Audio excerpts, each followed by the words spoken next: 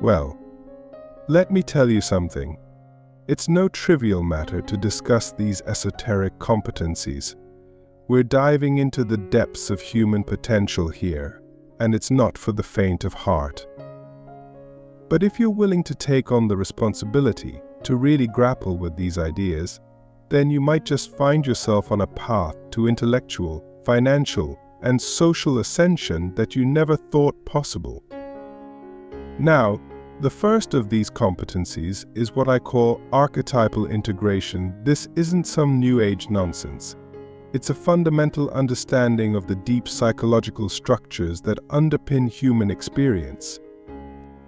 You see, we're all playing out ancient patterns, stories that have been with us since the dawn of consciousness. The hero's journey, the wise old man, the great mother, these aren't just literary devices. They're the very building blocks of our psyche. Click subscribe to this channel to get more profound insights. To master archetypal integration, you need to recognize these patterns in yourself and others. It's about understanding that when you're facing a challenge, you're not just dealing with the surface-level problem. You're engaging with a mythological drama that's been playing out for millennia. And once you see that, really see it, you can start to navigate these archetypal waters with intention and purpose. This isn't easy. It requires a willingness to confront the shadow aspects of your personality. Carl Jung talked about this, and he wasn't wrong. We all have parts of ourselves that we'd rather not look at, but those are often the very parts that hold the key to our growth. You have to be willing to integrate these shadow elements, to make peace with the chaos within you. And let me tell you, when you start to do this work, it changes everything. Your relationships transform because you're no longer projecting your unresolved issues onto others. Your career takes on new meaning because you understand the archetypal role you're playing in your professional life. Your financial situation improves because you're no longer caught in unconscious patterns of scarcity or self-sabotage. But here's the real kicker: this competency doesn't just change your personal life. It gives you a profound understanding of society as a whole. You start to see the collective archetypes at play in politics, in culture, in the very fabric of civilization. And with that understanding comes the ability to navigate these complex systems with a level of sophistication that most people can't even fathom. Now, I want you to really think about this. What archetypal patterns are playing out in your life right now? Are you the hero on a quest? The trickster creating chaos? The wise mentor guiding others?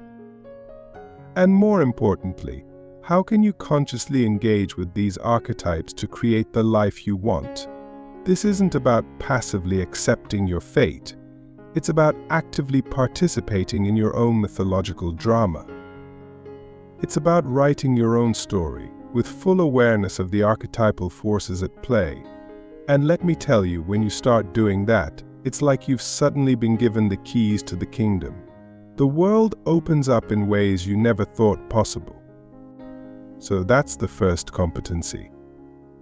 Archetypal integration. Master this, and you're already halfway to that ascension we're talking about. But we're just getting started. There's more to come, and believe me, it only gets more profound from here. Now, let's move on to the second competency, which I call cognitive alchemy. This isn't some mystical mumbo-jumbo. It's about the profound ability to transmute the lead of your thoughts into the gold of meaningful action. It's a psychological skill that's as old as civilization itself, but it's been forgotten by most in our modern, distracted world. Cognitive alchemy is the process of taking the chaos of your mind, the fears, the doubts, the conflicting desires, and forging them into a coherent, purposeful direction. It's about creating order out of chaos, not just in your external environment, but in the landscape of your own psyche. You see, most people are at the mercy of their thoughts. They're pushed and pulled by every fleeting emotion, every half-baked idea that flits through their consciousness. But the cognitive alchemist, they're different. They've learned to observe their thoughts, to sift through them, to distill the valuable from the useless. This isn't about positive thinking. Good Lord, no. Positive thinking is often just another form of self-deception. This is about honest, ruthless self-examination. It's about looking at your thoughts and asking, is this true? Is this useful? Is this moving me towards my goals or away from them? And let me tell you, when you start doing this, it's painful. You'll confront lies you've been telling yourself for years. You'll see patterns of self-sabotage that you've been blind to. But that pain is the precursor to growth. It's the necessary step in the alchemical process. Once you've learned to examine your thoughts, the next step is to actively shape them. This isn't about suppressing negative thoughts or forcing yourself to think happy thoughts. It's about consciously choosing which thoughts to focus on, which to develop, and which to let go. Think about it this way: your mind is like a garden. Thoughts are the seeds. Most people let any old thought take root and grow. But the cognitive alchemist, they're master gardeners. They carefully select which thoughts to nurture, which to prune, and which to uproot entirely. And here's where it gets really interesting. As you practice this skill, you start to see that your thoughts aren't just passive reflections of reality. They're active creators of your reality. The way you think shapes your perceptions, your decisions, your actions, and those, in turn, shape your life. This is where the real power of cognitive alchemy comes in. Once you understand this, you can start to consciously shape your reality. You can transmute the lead of negative self-talk into the gold of self-confidence. You can transform anxiety about the future into purposeful planning and action. But I want to be clear, this isn't about denying reality or living in a fantasy world. It's about engaging with reality in the most effective way possible. It's about seeing things as they are, not worse than they are. And then it's about seeing how they could be better and working towards that vision. Now, I want you to really consider this: how much of your current situation, your job, your relationships, your financial status is a result of unconscious thought patterns. How might your life be different if you could consciously direct your thoughts, if you could perform this cognitive alchemy on a daily basis? This competency, when mastered, doesn't just change your internal landscape. It radically alters your external reality. Your intellectual pursuits become more focused and fruitful. Your financial decisions become more strategic and successful. Your social interactions become more meaningful and influential. But remember, this isn't a one-time fix. It's a lifelong practice. The alchemists of old spent their lives in pursuit of the philosopher's stone. Well, I'm telling you, the true philosopher's stone is this ability to transmute your thoughts. Master this, and you'll have unlocked one of the most powerful tools for personal transformation that exists. Now, let's tackle the third competency, which I call hierarchical competence. This is a touchy subject in our current cultural climate, but it's absolutely crucial to understand if you want to ascend intellectually, financially, and socially. And let me tell you, it's not what you think. Hierarchies are not just social constructs that we can dismantle at will. They're fundamental to the structure of existence itself. From the moment you were born, you've been navigating hierarchies in your family, in school, in your career. Even in nature, hierarchies are everywhere. Lobsters, for God's sake, have dominance hierarchies. And we're not so different from lobsters in this regard. But here's the key: hierarchical competence isn't about dominating others or clawing your way to the top. It's about understanding how these structures work and learning to navigate them effectively and ethically.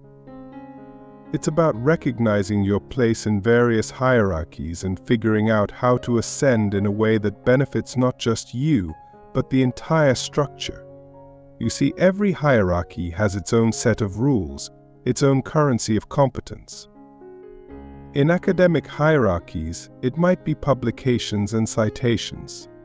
In business, it might be profit margins and market share. In social circles, it might be status and influence. The person with hierarchical competence understands these currencies and knows how to accumulate them. But here's where it gets really interesting. The truly competent individual doesn't just play by the rules of the hierarchy, they understand the meta rules. They see the game behind the game.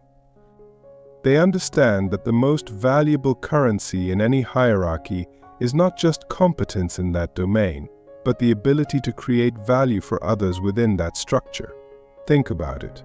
Who rises to the top of any organization? It's not just the most skilled individual. It's the person who can make everyone around them more effective. It's the person who can see the bigger picture and align the goals of individuals with the goals of the group. This is where your intellectual ascension comes in.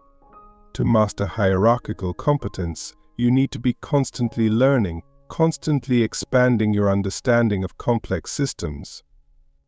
You need to study history, psychology, economics, biology, because all of these fields give you insights into how hierarchies function. Financially, this competency is a game changer. When you understand hierarchies, you start to see opportunities that others miss. You understand market dynamics at a deeper level. You can predict trends and position yourself accordingly. You know when to compete and when to cooperate to maximize your gains. Socially, hierarchical competence gives you a kind of superpower. You can walk into any room and quickly assess the social dynamics at play. You know how to build alliances, how to resolve conflicts, how to influence without dominating.